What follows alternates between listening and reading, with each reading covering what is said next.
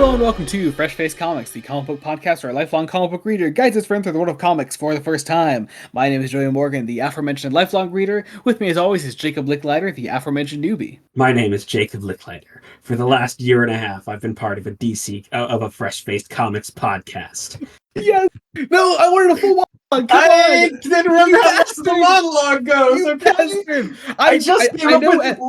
I still remember at least the season 1 monologue by heart. Here's the thing. I came up with that literally the 2 seconds as the bot was entering the chat, okay?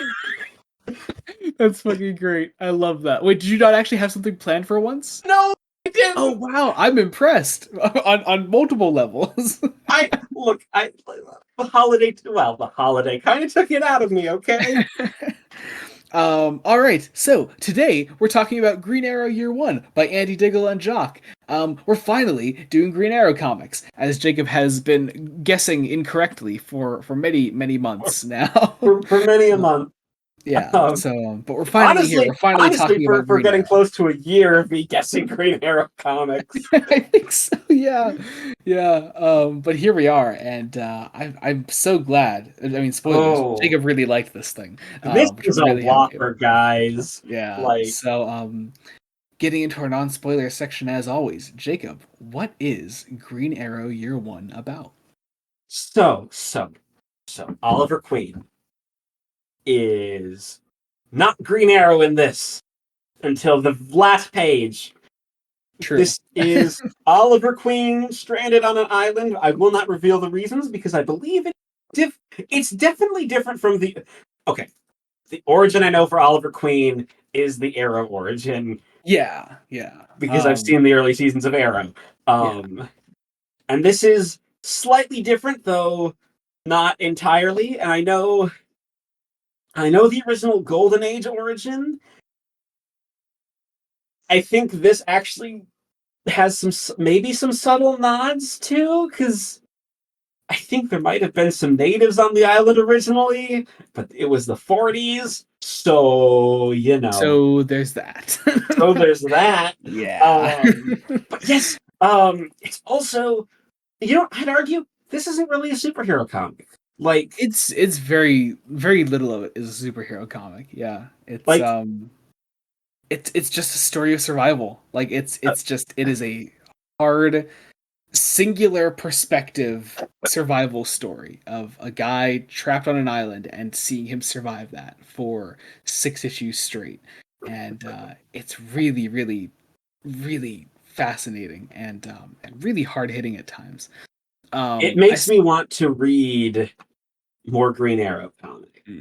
I remember I said to you before you started reading this, I was like, it's very different from anything we've read on the podcast before. And you're like, I don't get what that means. Do you get what it means now, though? Oh, I get what it means now. But I think it also being so different works because let's be honest, Green Arrow as a character doesn't always get like an ongoing or isn't always showing up. I mean, the character was already nearly 50 years old when he got his first ongoing. Yeah, like he was a backup character. And then his first ongoing is very famous. I was very tempted to try to buy the Omni of that first ongoing. I read the first Omni recently, and it's pretty fucking great. I have the second Omni actually already because I wanted to keep reading more, and I haven't gotten around to starting it yet. I really hope you slot some of that in. It's very possible. It's very possible. But yeah, they're also just like, because he's a character that doesn't constantly have an ongoing like Batman or Superman or whatever. It's whenever there is a writer that really wants to take on Oliver Queen as a character and tell some stories with him, they really want to tell stories with this character, and that passion is very evident when that comes about. And this comic is no exception. So this is no exception. Yeah. And what's been kind of a shame about the podcast so far is that about half of his appearances before this point had not been characterized very well because they were in the New 52 Justice League book. And Frank Miller. To be fair though, I prefer his Dark Knight Returns characterization to the John's characterization. Oh yeah, I mean his Dark Knight Returns characterization. Yeah. For the little bit of he's in it is okay. Yeah, it's fine. It's fine. Strikes Again. I mean, just go listen to Strikes Again. Yeah, we don't need to think about that. We don't. We did it. We got it over with, and with any luck, we won't have to do another comic like that for a very long time. So yes. All right, let's get into some Twitter questions, shall we? Yes. We got some really great ones this time around. Our first comes from Kian the Quark. Says, it's such a shame the Green Arrow was only ever adapted in live action on Smallville. He feels like the kind of character who should get his own show or film. I know, right, Kian? Crazy. All that said, I know... Jacob, I'm actually going to say this on the podcast. I wasn't going to say it on the podcast, but I'll say it on the podcast. I've been watching Arrow recently. Because I remember I was telling you were trying to guess like what I was watching not that long ago, and I've been watching Arrow again, and because I never actually finished it because I used to watch it live for like 5 years straight, and I've been watching Arrow again, and it's a thing. It's not. Look, some of it's great, some of it's really really great, but Stephen Amell is not playing Oliver Queen. He's just playing Batman with a bow and arrow. And it's a take. Yeah. Anyway, our friend Jamie at Jamie_season 7 says, it's such a great comic. It's honestly a shame that there aren't more Green Arrow stories by this creative team. Also, you should read Superman Year One next. It's modern Frank Miller, so you'll definitely love it. Agreed on. I believe when we started this podcast, I said at least 1 year between bad Frank Miller appearances. So Jamie. Let me think about that, because at least a year. Yep. I only tolerated. Don't worry. Here's the thing: there is already more bad Frank Miller on the schedule. I just won't tell you where. That doesn't surprise me. That really doesn't surprise me. But I was already on slightly thin ice by doing Year One and Dark Knight Returns, 2 episodes from each other, and those are good Frank Miller. Yeah. Joey is giving me more time to follow up from Strikes Again. It's also worth noting there is also a sliver of good Frank Miller still on the schedule as well somewhere. Oh, I'm aware. I am aware. I know it's coming. And when you read it, you're going to love it, is the thing. Oh, yeah, that's the thing. Also, though it's probably helped by the fact that it's not Frank Miller art, I don't believe. Well, wait, no, it is. He starts the run doing the art. It's not post-90s. It's not 90s. It starts in the late 70s. Yeah. So it's pre everything else we've read of his. So. Yeah. Well, here's the thing. I've looked at some of Miller's art for Sin City, and that's where he started to go in terms of art. But here's the thing: Sin City is still stylized in a certain way that it can kind of work. But it's when he applies that to other regular comics that it starts to crumble. Yes. Anyway, we don't need to turn this into Let's Bash Frank Miller. I want to talk about Oliver Queen. Yeah. More on the CW show. Our friend English Giraffe at English_giraffe says, haven't read the comic, but does the CW Arrow series adapt aspects of this comic? The cover just gives me huge Arrow vibes. It kind of does. Oddly enough. So actually, I don't know if you remember the character John Diggle on the show Arrow. Played by David Ramsey. I do. He's one of he's named after the guy that wrote this. And I don't know if you remember the plot line in that show where he has a brother that was killed by Deadshot. His name, the brother's name was Andy.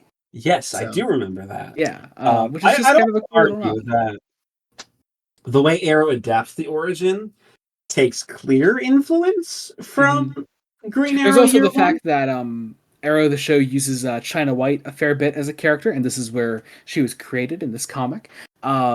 Also, the season 4 flashbacks of Arrow feature the character Teyana, who appears as one of the major players in Green Arrow Year One. So yeah, there definitely are aspects of this comic that are adapted, but unfortunately not as directly as one might hope. But that may also have a lot to do with the fact that Arrow as a show decided to adapt Oliver's time on the island across 5 years of 23 episode seasons. Yes. So I mean, already 23 episode seasons. It's a lot. It's a lot. It's a lot. Yeah. So there's that issue, but whatever. Topic for another day. Our next set of questions come from our friend Mason at the GD256. One, is this meant to be a complete revamp of the origin, or is it similar to the original one? As we already mentioned, similar in a couple small ways. But it's very a much significant modernization. I'm curious because you've read the first Longbow Hunters Omni. Mm-hmm. Does Grell retell the origin?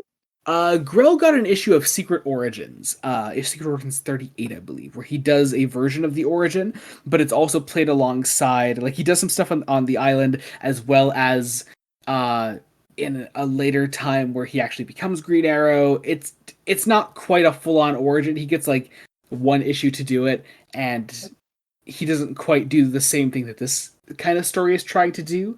It's more saying like, hey, here's a look back at his time on the island, not let's retell the origin. So I think this is probably the first major time where they're devoting actual time to telling Green Arrow's origin. Again, yeah. Because he was a backup character till the 80s, and if Grell didn't do the origin, who else would? Yeah. Mason also asks, CW show aside, would an adaptation of this comic work better as a movie or a show? And I'm curious what your opinion on that is. Joe. Oh, this would make a great movie. I think so too. Yeah, it'd be pretty fucking great. There's a reason Arrow only took inspiration from it and couldn't adapt it directly, because Arrow was a weekly 23 episode syndicated show. Yeah. And this is 6 issues that are really, really tight. Yeah. And as Jamie mentioned earlier, like it is a shame that there's not more from this creative team, but also not necessarily bad in the fact that this story is very standalone. It doesn't really need anything else before, during, or after it. It's just it's its own thing. It works really well as this fantastic 6-part story, and I love it. It as its own thing, and I don't need it to be more. It's also clear that Diggle doesn't have plans for more. Like, he wanted to tell this story. He did, and it's great. Yeah. Would I like to see him do another Green Arrow story? Yeah, but it wouldn't be this. It wouldn't be in the same tone as this. I don't even know if like Jock's art would fit it, depending on what story Diggle wanted to tell. Very much depends on what kind of story he would want to tell. But yeah, I mean, more Andy Diggle Green Arrow comics would be more than welcome. Just maybe not necessarily a direct sequel to Year One.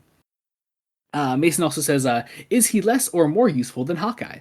I haven't read any Hawkeye comics, to be honest. I'm based off of my memories of the Avengers film, more useful. He certainly has a more compelling character than Hawkeye was. Because MCU Hawkeye, not terribly compelling. True, but I do love his Disney Plus show. He gets a lot of time to himself there. And you see, I haven't seen that because. Did you see Avengers Endgame? I've seen Endgame, yeah. Yeah, so it works directly off of that and deals with the ramifications of that. And then that might be a thing to watch. Yeah. Also, great holiday watching, I would say. So, anyway, Mason also says, this is his last question. Are there other color arrows in the canon? Yes, there is a character called Red Arrow sometimes. Also, the character Shadow was first pitched as a character called Black Arrow. Is Red Arrow Speedy? Yeah. Roy Harper goes by many different vigilante pseudonyms. Roy is kind of a hot mess. Yeah, and it's evident in literally anything you read with him. So, yeah. So, our last Twitter question does not come from Twitter. It comes from our Discord from our good friend Andrew. Andrew says, any DC series with Year One in the title has lofty expectations to live up to. Do you feel that this story does a good job at retreading familiar ground while still feeling fresh? I mean, I like it better than the other 2 Year Ones that we've read. Like, wait a second, what was the other one we read? Doomsday Year One. Oh, I was like, wait, what the fuck are you talking about? You're right. Yeah, we read Doomsday year one. Yeah. Like, Um, look, I have some issues with Frank Miller's Batman year one. It's a good Batman Year story. One's it's still pretty damn good though. It's good, but it's a bit overhyped. Yeah. Whereas this is really hitting the beats that it needs to hit and knows when to hit them. And like tells the story in a beautiful way. Yeah. Andrew also asks, if you yourselves had the chance to give the year one treatment to any DC hero, who would it be and why? Jason Todd. I would like a Jason Todd Robin year one series. That could be fun. That could be really, really fun. I hadn't even thought of Jason as an option because I was thinking about this question all day and I came up with a bunch of different options. I want to. I did think of a Robin actually as one of my potential answers. I want this is my pipe dream. This is I want to do a Carrie Kelly year one, introducing her into like a mainline Batman comic sort of continuity thing, and I think that could be really fun. That could be interesting. I think you could do a lot with that and sort of redo the origin and really just update the origin, but set it in a more contemporary setting compared to the future setting that Miller was writing her in. I think that could be a lot of fun. So, yeah, very much so. So, all right, is that about it for non-spoilers? I think that's about it. Wow. Cool. This is one where I will say, if you haven't read this, go read it because it's really, really good.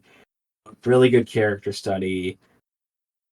It's very much a tale of death and rebirth for Oliver Queen, and the forging of the hero. And I think you're doing yourself a disservice if you don't go and read this. Like this, it really is. Every bit as great as people make it out to be. It's a lot of people recommend it as the Green Arrow starting point, and you can very clearly see why, as I chose it as your Green Arrow starting point. So yeah, I guess as always, I will leave this book linked in the description below. I'll leave an Amazon link down there. Also, if you want to skip to the end of the episode and find out what we're covering next time on the podcast, that'll be there, and I'll also leave that book linked in the description below. Jacob already knows what it is because of the way we had to plan out guests for the next episode, so that's really cool. Also, we have 4 episodes left in our first big DC block on the podcast, and I think that's just absolutely insane to me. I still haven't really wrapped my head around that, and I have some really cool episodes planned to finish this out. So, I'm excited. I have my guesses as to what's coming. I even have a guess for episode 50, but I don't know how correct that guess could be. I don't know what you're guessing for episode 50 yet, which is really interesting. I could kind of take a decent stab at what you're going to guess for the next couple, but 50 is a bit of an enigma to me. I mean, I know what the episode is, obviously, but not what you're going to guess. So, yes. All right, let's get into this. Spoiler time. Green Arrow, year 1. So, let's go. Let's go. Let's go. Year 1, issue 1, and I'm kind of pissed we didn't really mention it much throughout our non-spoiler section, but Jock's art, I mean, is the first thing that slaps you in the face here. It's really, really great. I mean, the covers alone just tell you immediately what kind of story you're in for when you're reading it. There's also, because I believe you have the same edition of the book that I do, an introduction by Brian K. Vaughan. Yes. Who talks a lot about how comics, especially nowadays, need to make a really strong first impression. The line he says specifically is, you only get one page. As someone that reads a lot of current comics and sees the fan reaction to a lot of current comics, he's absolutely right about that. The first page, the first couple pages, but specifically the first page are so important, and the first issue, but also just in general, please start giving comics more of a chance. Please don't just give them after one issue if it's not quite your thing. Let it find its feet, please. That's how you get canceled books after 6 issues. And that's how you get comic companies scared to do more ongoings, and they just make 6-part miniseries because they don't think it'll sell anymore beyond that. Yeah. So, yeah, just please support comics and just give it a chance, please. Step outside your comfort zone. It's also quite fitting that we're mentioning this during a Green Arrow episode because the Green Arrow, yes, current Green Arrow series. Actually, I'm so happy about what's happened with that because it was announced as an ongoing. They reduced it to a 6-part mini. Pre-orders made it a 12-part mini, and as long as that keeps going, Williamson promises that it may result in more issues and potentially it actually becoming an ongoing again. Which would be great. So read the current Green Arrow because the first couple issues have been fantastic and are well worth it. So yeah. But actually, if we want to speak about the first page, the first 3 pages, in fact, use a lot of white space to great effect. We have Oliver Queen, billionaire playboy, not philanthropist, with dead parents, though these parents weren't shot in the alley. I think they just died of an illness. And he is such a thrill seeker. He's going out climbing through these icy through the mountains. Either the North or I think it's the South Pole, as a challenge. Yeah, he's with a friend, more business associate of his named Hackett, and who I really do love as a character throughout this. He's here throughout most of the mini, and he's the very much needed. It's not quite villain in this. He's not a villain, really. In the end, I would say he's the antagonist. He's not the antagonist. No, I'd argue he's the antagonist. If China White is the villain. Okay, I guess. Yeah, I see where you're coming from. Despite him, technically playing second fiddle, he's the foil. He's the mirror of who Oliver Queen is. Mm-hmm. This is going to be an odd reference. He's the Victor Frankenstein to Oliver Queen's Robert Walton. I'm only saying that because I got massive Frankenstein vibes from this giant 2-page spread of 2 men out on the ice. Yeah. But we get a feel for the rapport really early on that you actually do kind of fall in love with because it's before you know that there's anything nefarious in Hackett. It's played more as Oliver's this kind of rich asshole and Hackett's more the straight man in their double act. And I really do like their dynamic early on. And once again, just Jacques' use of white throughout this, like as we start to close out the scene, like the final panel is just straight white, like there's nothing there, and it's very intentional and very smartly placed. I love that. Yes. Yeah. So we go to 3 days later. We're at a charity fundraiser, and for the Star City Drug Rehab Center. Yeah. And we get a feel for, I think this is the scene where we really feel like who Oliver is before he gets stranded on the island. And you made a really great observation about this when you were messaging me as you were reading it. You said that, compared to for you as someone that only really knows the Oliver Queen origin that Arrow offers up, where Arrow, he is an unrepentant asshole. Mm-hmm. And Stephen Amell, Stephen Amell I think can make a great Oliver Queen and plays the role very well, even though he's characterized as a hero as Batman, but with a bow and arrow. But he's an asshole in that show. But here, he's a dick. But there are flashes of potential here. Mm-hmm. And so you get a feel here for because what the first scene and most of the start of the second scene does is it shows the asshole side of Oliver Queen, and then you see something here that he is legitimately passionate about, and that is I forget the actor's name. Who's the actor?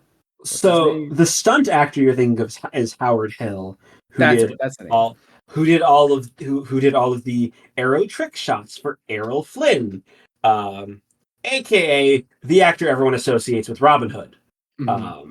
And so we learned that Oliver idolizes the Howard Hill, and so at this charity auction they're auctioning off the bow that he used for those movies, and Oliver wants to buy it because again Oliver Queen is a nerd. Like, yeah, I love that because like it's not just that he's an ass, he's gonna flaunt his money, and he still does that, but that's balanced with the fact that Oliver does legitimately care about this, and he's a nerd for Howard Hill, and he loves archery, even though he's probably not very good at it. And I love that. I love that aspect of this, how he's characterized early on here. It's really smartly done. yeah. So. Well, it's also the bidding for this bow starts at 1,000. The auctioneer can't even get the word dollars out, where Oliver Queen has thrown his hands up and declared $100,000. And he comes up and he's asked to like say a few words since he's so generous and shit, and he's obviously already drunk. He makes everybody there very uncomfortable. Speech. It's so good. He says, hello everybody, it's a good job I'm here. Judging by all the snorting I heard in the men's room, I think there's a few people here who could use that $100,000 for rehab. Thank God it's tax deductible, eh? To which everybody has these horrified, shocked expressions. He goes, come on, get real. If any of us really gave a rat's ass about the poor little druggies, we'd be down in the ghetto handing out clean needles right now. Instead of swanning around here in our $1,000 monkey suits. Hell, at least I'm honest about it. Alright, so maybe I don't know much about being a hero like Mr. Robin Hood here, but I am heroically drunk. And then he falls over. Falls off the stage! Falls on his ass, throws up. It's it's beautiful. It's a really beautiful scene. For so many reasons. Because also, you see that in Ollie's, much in the way of Robin Hood, the guy he idolizes. Ollie, while he is rich, is very willing to call out the flaws of rich people, and is not afraid to do it at all. I really love that aspect of his character, and yeah. I once heard Oliver Queen described as a rich hippie, which is like the most inner turmoil you can cause in a man ever. Most definitely. And it's great. I love seeing that here. But yeah. Also, I forgot to mention throughout that scene, we learn of that Hackett is supposedly working with a woman named Chien Na Wei. Yes, or which translates to China White. I don't think it actually translates to China White. I think it's just the fact that Oliver mishears the name and he starts calling her China White. Is that it? Okay, I think that's it. Yeah, I think that's even what Brian K. Vaughan says in the introduction. Wow. Yeah. Yeah, it's great. But yeah, so as Hackett's going out on this business deal, Oliver's like, hey, let me come along, let me just, I need some time away. I'm a laughing stock now, let me just get my head straight and all that. And Hackett's like actively trying to convince him to not come along. And actually, I'm curious, before we actually got the yacht scene, did you suspect anything in Hackett up to this point? I did not. I just thought he was like, no, you're very drunk. You need to just go home and lie down. But of course, he's technically Hackett's boss.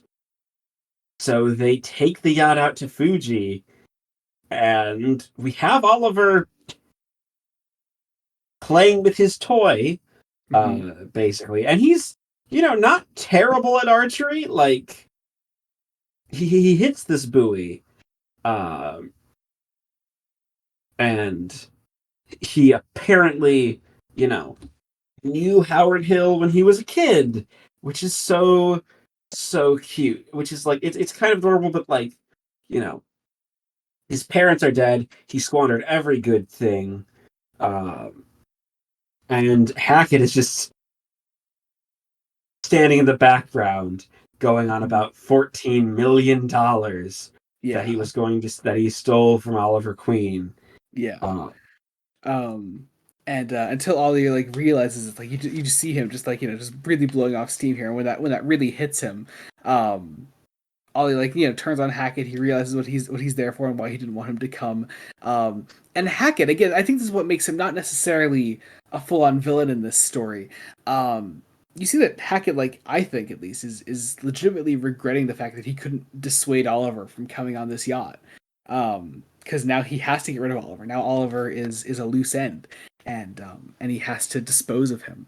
And even in that moment, Oliver punches out Hackett, and he gets kicked in the face then. And Hackett eventually like knocks him out, but he can't finish the job. He can't put a bullet in his head, so he throws him into the water. And it's I think Hackett is, again, just still an antagonist, like you mentioned earlier, but it's just not necessarily a full on villain. I like seeing his conflict as a person. Really, really cool stuff. Doesn't have the courage just to put a bullet in Oliver's brain. Yeah. So it's like, well, the sea will drown him. And the issue ends with another fade to white. Yep. Which as Oliver drowns in the sea, supposedly, and taking us into Green Arrow Year 1, number two. And I will say, this first issue, like... Oh, it's strong. It hits you right in the face. It's great. I knew this was going to be one that, like... This was a story that I would either finish immediately or want to do issue by issue. I ended up trying to do issue by issue, then ended up finishing immediately. So you were like trying to like force yourself to not just fly right through it. Yeah, I lasted until issue 3, and then once I got to issue 3, I was like, I have to keep going. It's so good, and it just and I think one of the things that Andy Diggle and Jock really nail throughout this is just pacing. And it's not just about the balance. We talk a lot about the balance between, like, you know, how much dialogue to put on a page and how much do you let art do the storytelling.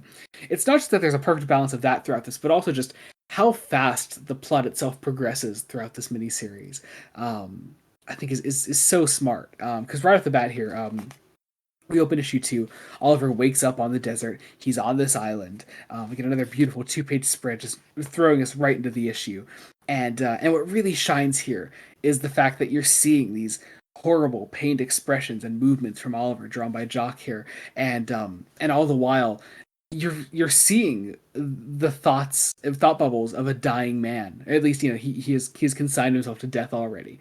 That he doesn't believe he can legitimately make it here, and again, it's this idea that Diggle really wants to tap into, that Oliver is not equipped to survive here. And that is reflected in Oliver's inner monologue. It's beautifully done.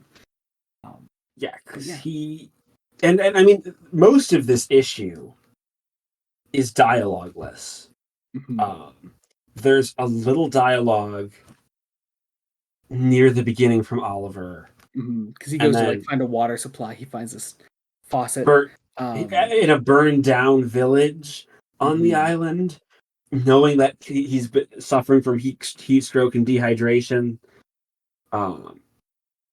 He finds, you know, the well that the faucet clearly runs off into, and in the bottom finds just these dead bodies that also have not just died of starvation, but we see, like, it seems to be a bullet hole in one of the skulls. Just a really strong moment. Oh, fireworks are going off outside. That's wonderful. We're recording this the day after 4th of July, so that's great. That's great. Well, I'm not hearing any fireworks. Oh, cool. Thank you, Discord noise compression. Yes. So, nice. And it's at this point where Oliver then sort of just descends into almost an animalistic, this is what I'm going to have to do to survive. Like, he finds a fish with his bare hands. He just bites right into it, immediately throws up because he can't stand the taste of it. And again, he's just practically dying of heat stroke here. And again, it's just this really brutal look at what it would take for Oliver to survive on this island realistically. And I love it. It's beautifully done. Ollie eventually finds himself back to that destroyed village. And he finds a generator, which he strips for parts to create some sort of a bow. It's like a makeshift bow, yeah. He finds this like cloth that he fashions himself a hood out of to protect himself from the sun. And this is where we get our first like proper like look at what will eventually become the Green Arrow, this full page here. I love that there. It's wonderful. And he shoots this fish. He shoots a bunch of fish. It's implied.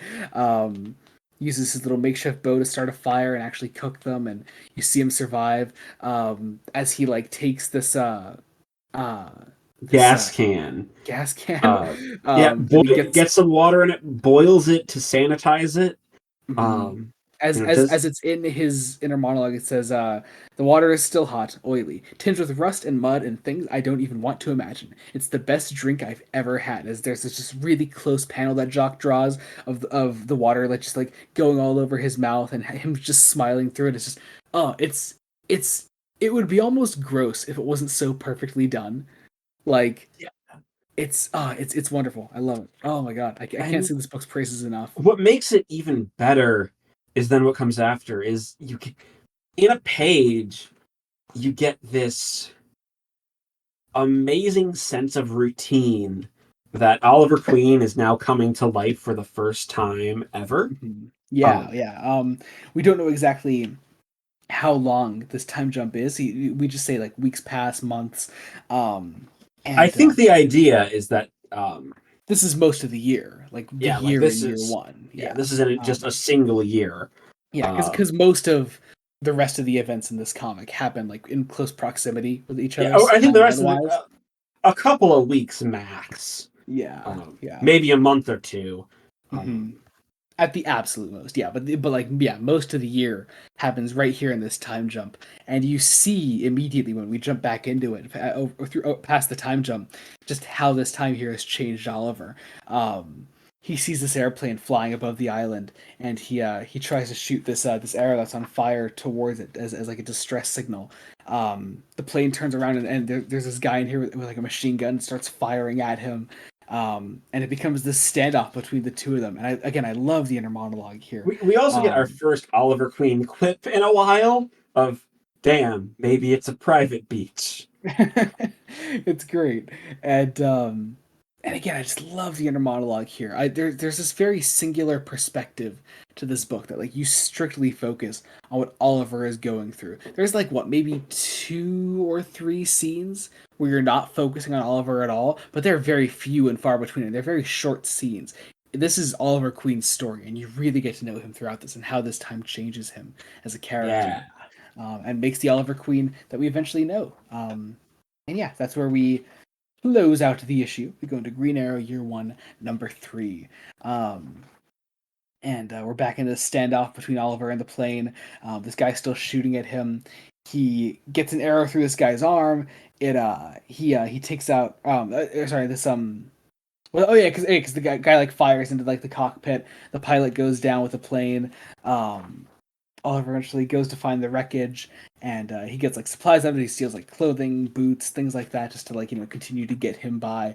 This is also a very interesting point. He has been surviving on this small stretch of beach and tree line, which is obviously the intelligent play of, I can get water here, I can get food here, and I'm staying put in case I'm ever found. Yeah.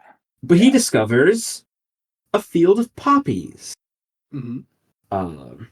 So immediately he realizes, oh, this island is used. There.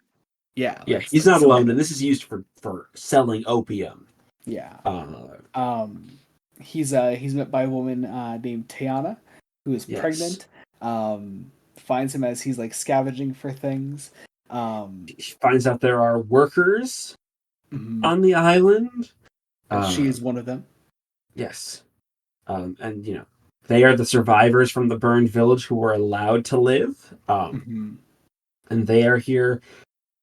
Her people harvest the poppies, make the sap, work in a refinery. And Oliver is just disgusted of these people are enslaving a pregnant woman. And it turns out it's, as we hear this this vehicle coming towards them, Tiana says that it's Chien Na Wei, and Oliver immediately recognizes the name. That's China White.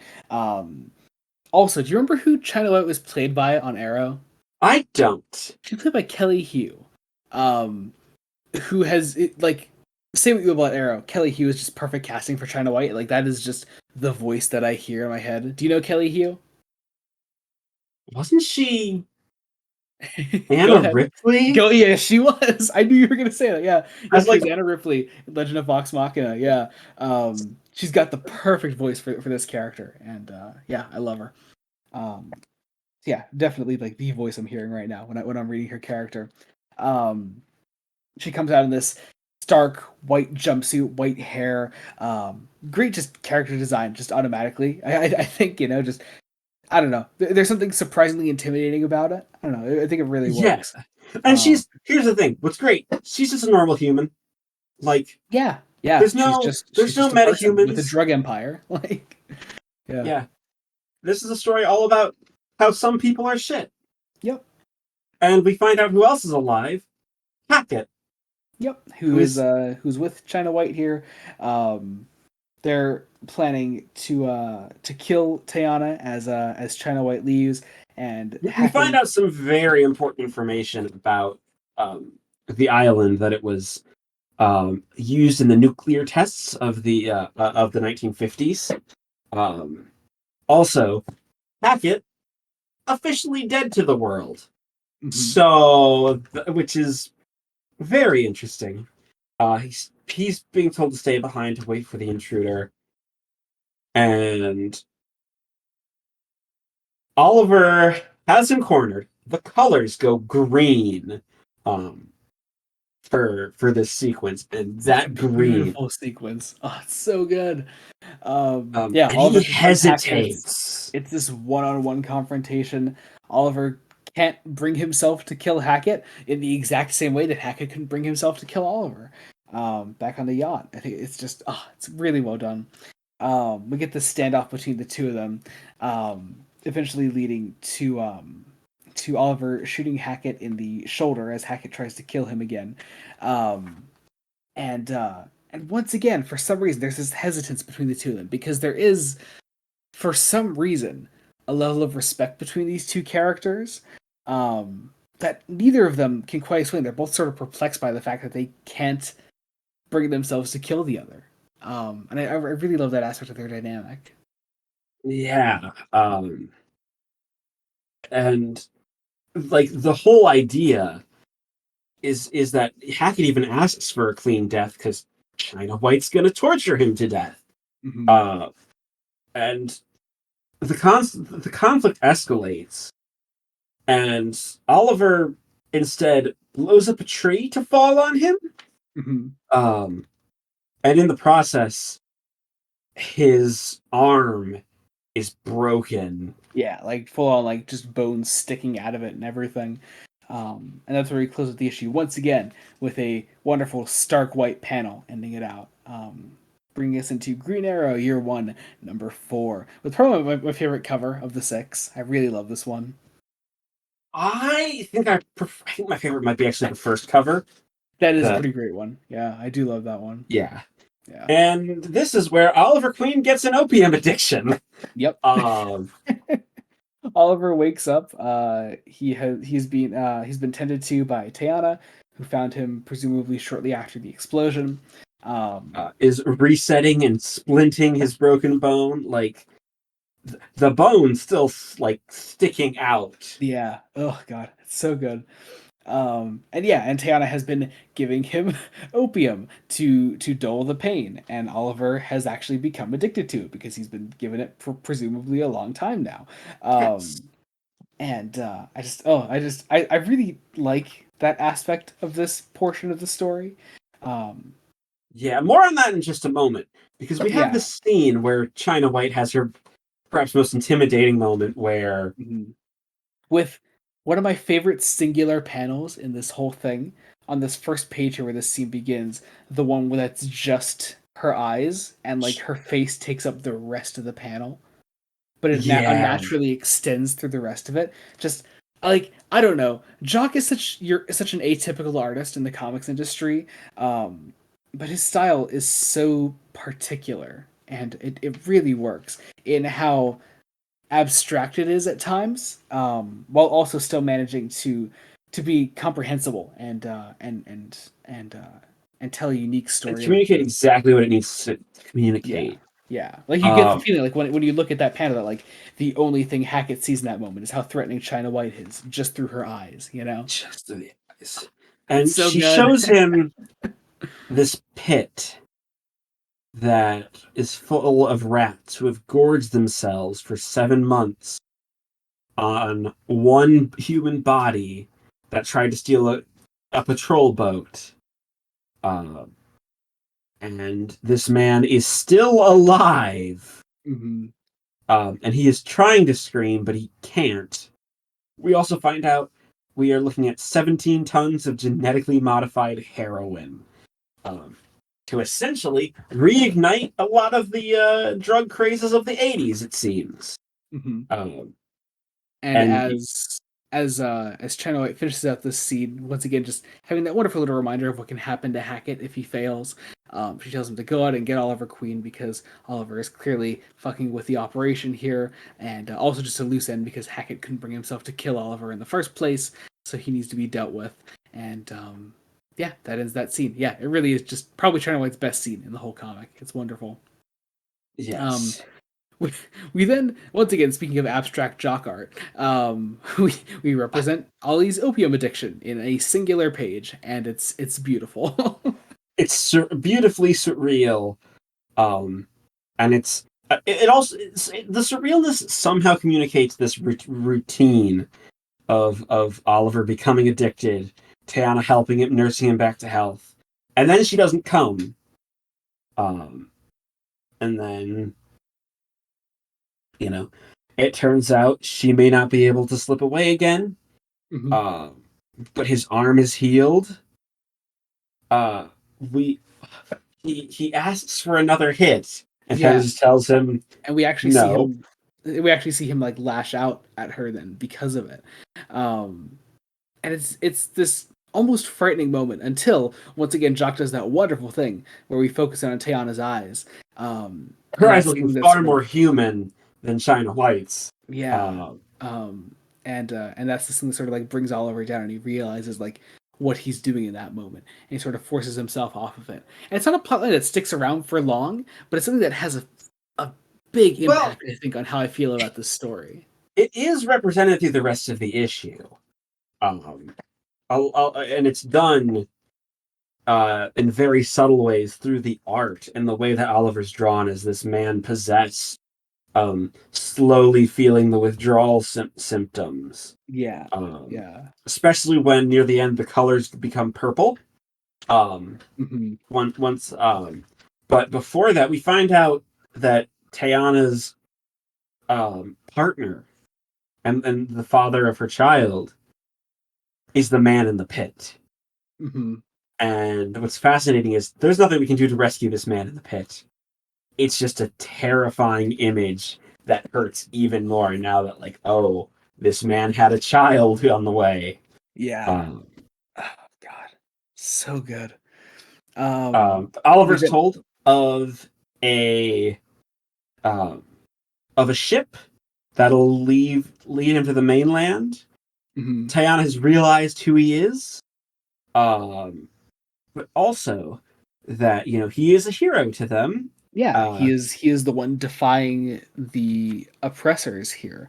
The people there have come to call him. Should I even try to pronounce this? Don't even attempt it. A phrase meaning the green arrow. Wait, no. Looking at it, I think I might be able to do this. Aulanu Lawava? Maybe? Your guess is as good as mine, okay? I think that's about as accurate as I'm going to get. It means green arrow, and it's a great way to bring about this name for Ollie. I love that. But yeah, Ollie decides to go out to this boat. He's going to leave. Teyana says goodbye to him, but not, of course, before being found by two of China White's men, which Oliver very quickly incapacitates by shooting them in the hand and leg, and it's great. One of them takes an arrow to the knee. And Ollie leaves. Then he goes to the other side of the island where he finds his boat snaps, but he finds his yacht. Yeah, which was left there to make it look like it was real. Like Ollie and Hackett both died on this yacht in case anyone should ever find it. And so Ollie finds his way inside there. He sleeps there for the night. And for the night, for days. This is where he goes through the withdrawal symptoms. Yeah. And then you see him coming out almost emaciated. completely shirtless, and he thinks, I could use this and get out of here and get to Easter Island. Mm-hmm. But he can't. He can't leave these people to the mercy of this drug operation. Yeah. So he finds the bow that he bought and sets fire to his yacht. Yep. And he basically just challenging everyone to come find him. He's going to be ready to take them on. This brings us into Green Arrow Year 1, number 5, with the most insane cover here. Oh, it's an insane cover, but it's very representative of Oliver Queen's mental state. Oh yeah, it's this electrified, agony-filled Oliver Queen face. With I thought it was a metaphor until the very end. You'd think so, wouldn't you? Yeah, but it's not a metaphor. Nope, it's a thing that happens. But more on that in a little bit. As we open up here, China White's men find the burning boat, or at least they go to where it was. Oliver, like he said, is very much ready for them. Most of this issue is actually a great fight scene between Ollie and these men. Just a really great fight scene. I really like this little touch that this guy here that's heading this group of men is the same guy that drove China White to where she found Tayana and Oliver for the first time. Yes. I think that's just a nice little touch here. It also gives a sense of scale that, like, there aren't actually that many other people on this island. Mm-hmm. Also, importantly, Oliver hasn't killed any of China White's men. He is not. He doesn't kill anyone. He has killed people in this story. He killed those people in the plane that were attacking him. But he has not killed anyone else outside of that. That also wasn't an intentional killing. That was just he just shot down the plane. But he did also gladly take their supplies and boots and all that. Like, it's interesting. Just taking on Oliver's morality in that way. That like he doesn't have a strict no kill rule, but he doesn't want to do it. He tries to avoid it. But he is one of those heroes, like, kill if absolutely necessary, and I just like that aspect of his character. But he's also very anti-gun because he finds several guns and he dumps them overboard. Yep. He takes the boat that China White's men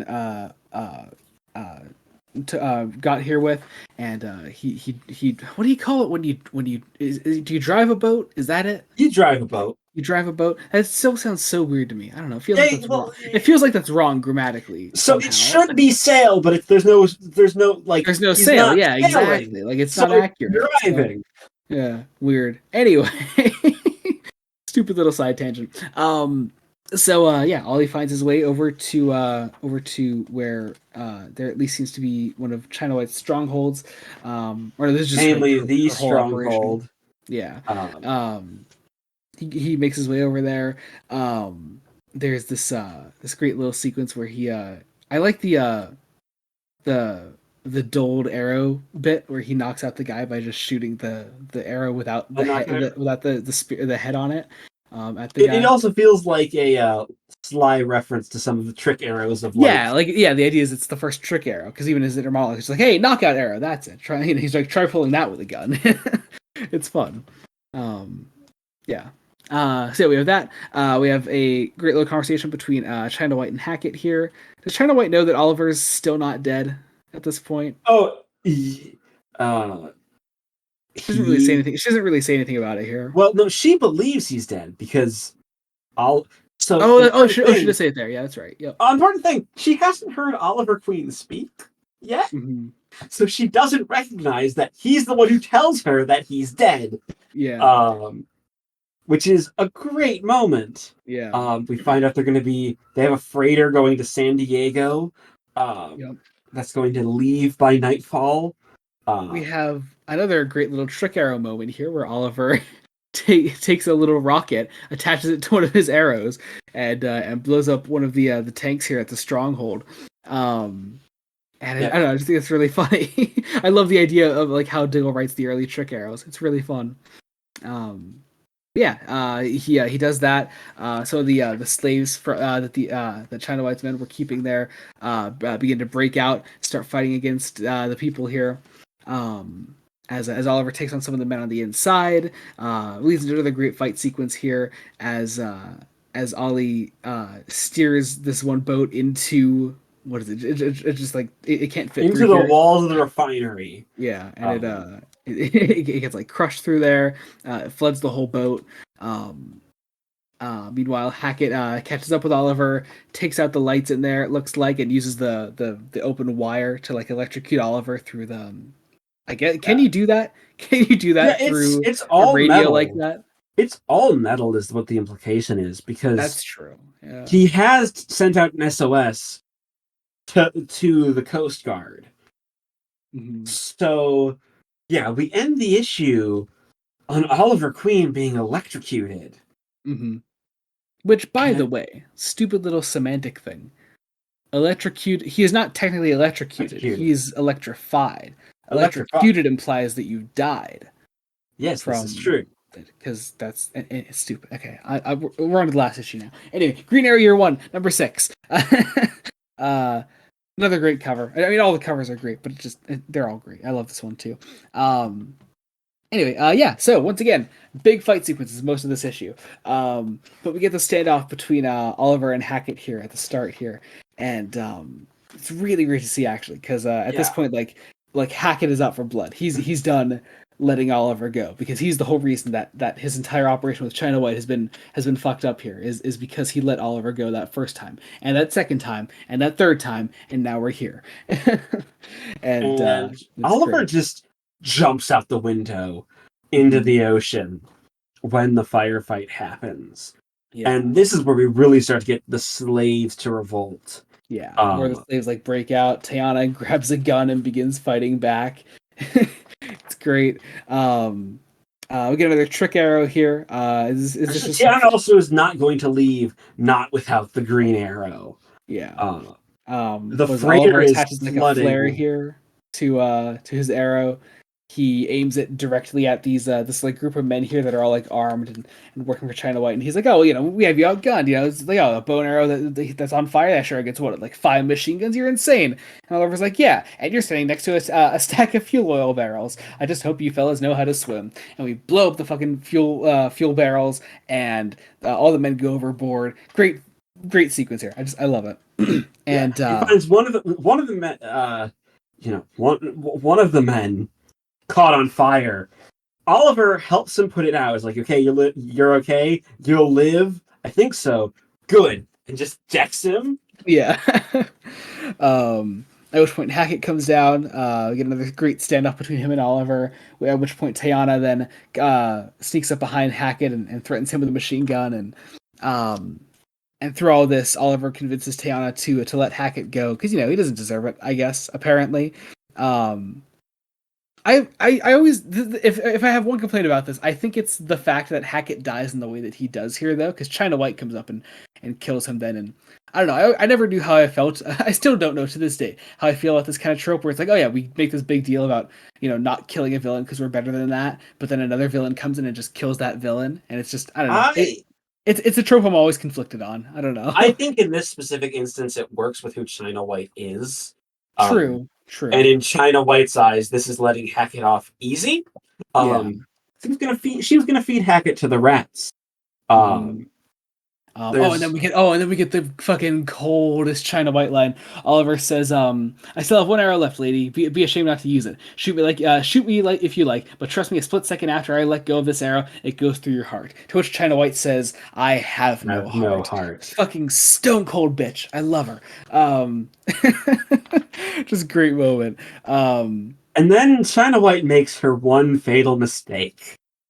She lets Oliver Queen run his mouth. Yep. I love this monologue. It's like, "They'll live, huh, as your slaves. Tell me, you ever hear the legend of Robin Hood? Rich dude. Gave it all up to fight the power, help the poor, free the oppressed like that. And then right there at the end, when it was all over, and he knew he was about to die, he gathered his friends around him and shot one last arrow up into the air, and told them to bury him where it fell." China White says, it is no easy thing to embrace the inevitability of one's own death, the futility of denial. It does you credit. And Ollie's like, death? Me? Nah. All I'm saying is the man knew how to make an exit. And he shoots the arrow up into the air. And there's been this crane with this large, heavy crate that full of cocaine, heroin, whatever the fuck it is, full of heroin. That it's snowy. It's white. It's it's also been looming the entire issue. Like Jeff will occasionally just show it again. So all of the drugs are destroyed, and China White is buried in her own supply. Such a beautiful image. I love it. At which point we start to close everything out. I also love the way everything closes out. Tiana's saying goodbye to Ollie, at which point she goes into labor, and Ollie helps her deliver her baby, which is a great little scene. And I love how Oliver's advice is like, I don't know, breathe, yeah? That's it, you gotta breathe. It's great. Tiana names the baby another word I'm not going to try to pronounce, and she says that it means queen, which is really nice. And you actually see like Oliver start to tear up a little bit at that. It's nice. They are then rescued by, I presume, the military, by the U.S. by the USS military. Mm-hmm. And Oliver. Interesting note here: China White is still alive. She's there for like one panel at the end. So she's taken into custody, covered in heroin. Yep. Or I mean, well, also her entire suit is white. So is that heroin? I am sure she is also caked in heroin. She was just crushed by 17 tons of it. But yeah, and Oliver offers Tiana a chance to come back on the mainland, and she just wants to be left alone in peace, which is a really nice ending for the character. Mm-hmm. So Oliver offers to do her a favor. To have them downplay the situation. Mm-hmm. To keep the people on this island in peace. Yeah, so as not to like draw too much attention to them. And, which is a marked change from the Oliver Queen at the beginning of this story. Yeah. Who very probably would loudly proclaim his glory. Yeah. Tiana accepts this and says, you take care Oliver Queen, and Ollie says, you too, kid, both of you, here's to a new life, as we close out on this final page, the only page we actually get of Oliver Queen as the Green Arrow at the very end here. And it's really nice. And that's the end of the story. And it's also such a satisfying final page because it feels earned. Yeah, you've really seen Oliver develop, not just as a character, but as a person. You've seen his personality change throughout the entire story. And it's really great, and it's a fantastic comic. Also, this episode only like just hit an hour, like not that long. Yeah, which doesn't surprise me. It doesn't surprise me, no. I mean, but also let it go to show that the length of a story is never indicative of the quality of a story. No, because this is short but fast, and it understands exactly what it needs to do. Yeah. To make you fall in love with this character. And there are details we glossed over for fairly good reason. Because this is the story of one man being lost to the world and finding his own purpose and deciding to make the world a better place. Mm-hmm. It is, I think, the perfect Green Arrow story. I mean, I've obviously read more Green Arrow comics than you. So it's definitely like the perfect Green Arrow origin. And it sets a very high bar, though. You have to admit. It does. I made a mistake. But no, yeah, it really is fantastic and deserves all the praise it gets and then some. Yeah, I really do love it, and I'm glad you did too. I believe you gave this book a 10 out of 10, right? I gave it a 10 out of 10. That's awesome. It is the third book of this second year of Fresh Face Comics to get a 10 out of 10. I know the one was Wonder Woman Volume 3. What was the other one? Oh, wait, no, fourth book. What are the other two? All-Star Superman and Batman Endgame. Ah, nice. That's a great fucking lineup. Oh my god. Yeah, it's that's a great lineup of comics. I love this that. this year's highlights are going to be hard to beat with what's coming up. I mean, I do want to pat myself on the back a bit here though, because you said, and it's not the first time you said it. In fact, you said it a fair few times recently that like you're kind of mad we aren't doing more Green Arrow comics right after this. But you said that a few times, like whenever like a block is like too short and you want to like do more comics from a certain character or team or whatever. And like I don't know, I'm glad you feel that way, but it makes me feel like really proud that like I've chosen such strong books to really get you into these characters and get you to love these characters, which is the whole point of the podcast. I wasn't choosing great stories and wasn't getting you to love these characters somehow. I think I'd be kind of failing 46 episodes in. 46 episodes in. Yeah. You will be giving us at least a 2-episode Green Arrow block at some point, please. At some point, you will join the ranks of the others at some point. But yeah, that is that. That is Green Arrow Year 1. Please read it. I know I mentioned it already, but I will leave a link in the description below, an Amazon link to buy Green Arrow Year 1. You can do that. It's a fantastic book. You really need to read it. Even here's the thing. I think it's not like a surprising book. You know, it's not gonna be like, oh my god, here's these fucking like big twists and turns. Like, you know the kind of story you're gonna be reading when you pick it up. So knowing plot details about it, I don't think is a big disappointment if you're like big on the whole spoiler policy. But it's experiencing this story as it is, seeing Jock's art, seeing the way that Diggle gets into Oliver Queen's head, that really makes you appreciate what Green Arrow Year 1 is doing and what the creative team is going for. Especially just in the way that so much of the story is told through narration, and that narration is also used fairly sparingly. It's very short narration. Yeah. But there's a lot of character, there's a lot of heart to the book. I think this is probably the most read Green Arrow origin. Probably. And probably the origin that might still be in play. I don't know how the New 52 Green Arrow worked out. I know New 52 Green Arrow is a wild fucking ride, man. I read one volume of it and I kind of just gave up after that. That's never encouraging. It's got some nice Dan Jurgens art though. So there's that. I mean, there's that. But you know what? Also, you know what other Green Arrow run has great Dan Jurgens art? The Mike Grell run. So I'd far sooner recommend that. Anyway, so yeah, that's that. Jacob, once again for the second episode in a row, you get to tell the viewers what we are covering next time on Fresh Face Comics. And once again, it's important to note that Jacob does already know what it is because, like I mentioned, we have to plan out guests for this next episode in a very specific way. So go ahead, Jacob. What are we talking about next time? Next time, neither of us will be the fresh face. It's true. We're bringing on some fresh faces. Yeah. To be beginning our final block before episode 50, which is a starting with The Sandman, Preludes and Nocturnes by Neil Gaiman. Yes, I'm so excited. This is really cool for us because we're bringing on the same team that we covered the Sandman Netflix series with.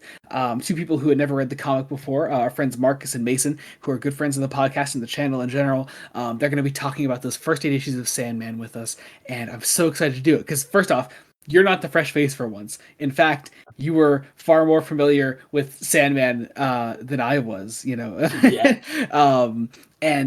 You're Sandman Supreme. Like you're the exact opposite of fresh face. I have read every Neil Gaiman pen Sandman thing.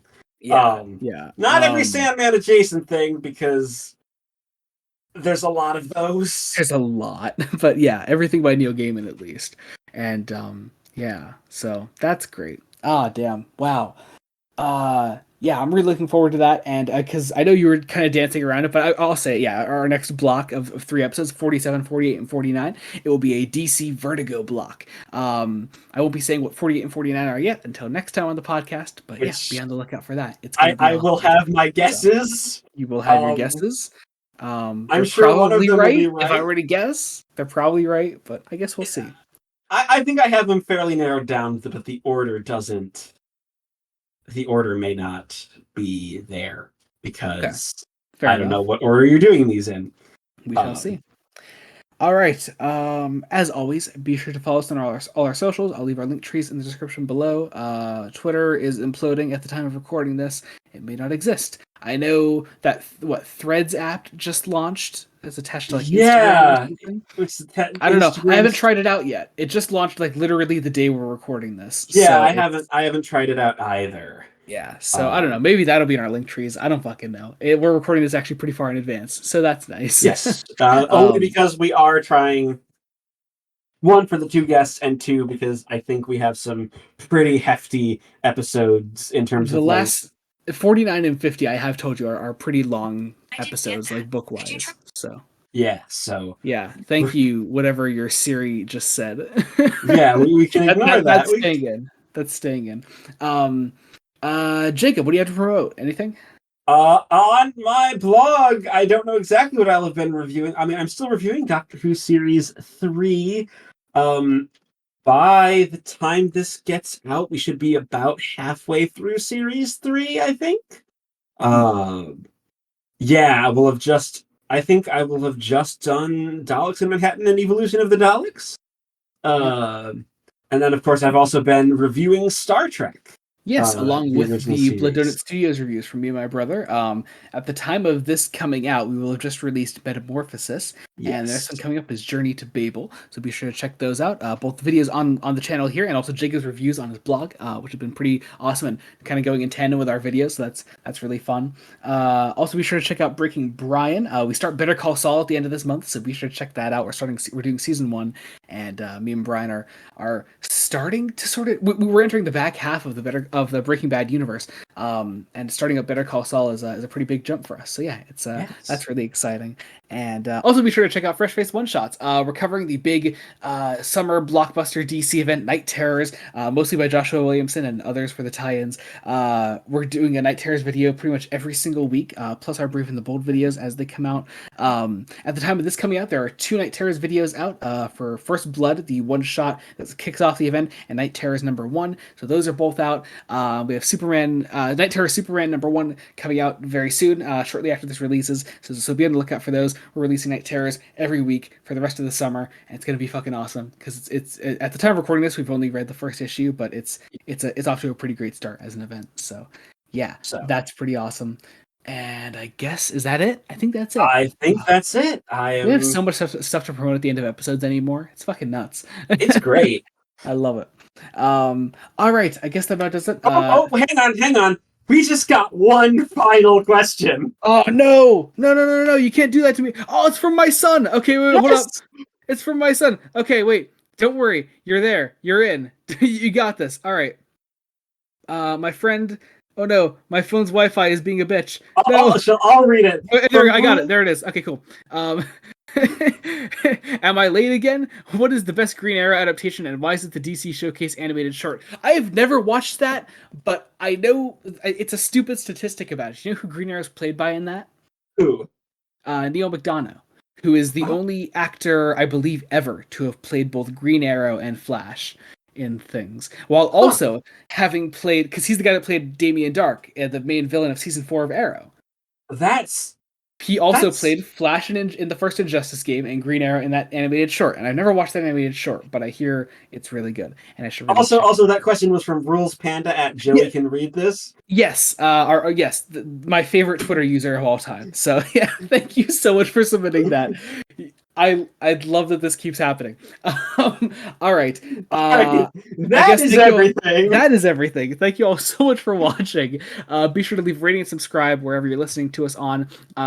Be that Spotify, Apple Podcasts, Google Podcasts, whatever platforms we're on. Subscribe to Blood Note Studios. There's been a nice little subscriber influx on that for some reason recently, which is really nice. I don't know where it's coming from, but thank you. It really means a lot for a small channel like mine. So that's really great. Yes. Share with your friends. Yes, share with friends and whatever platforms they listen to podcasts on. Go to check them out there. And all right. Also, let them know we're starting at Marvel soon because that's important. That's important. That is very, very important. Very, very important. So, all right. Thank you all so much for listening. Until next time, this has been Joey Morgan and Jacob Licklider. Goodbye.